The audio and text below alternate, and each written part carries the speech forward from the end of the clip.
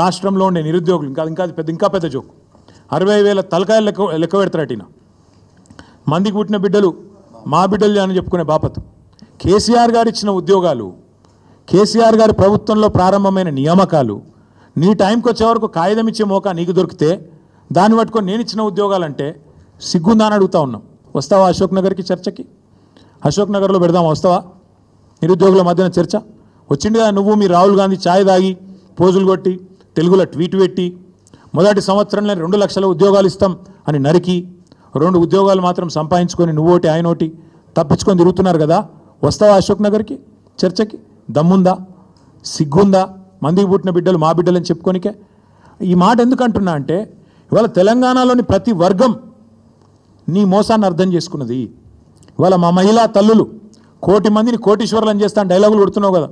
నువ్వు కోటీశ్వరులను చేసినేమో కానీ వాళ్ళకి 2,500 ఇస్తే చాలని చెప్పి వాళ్ళు ఎదురు చూస్తారు.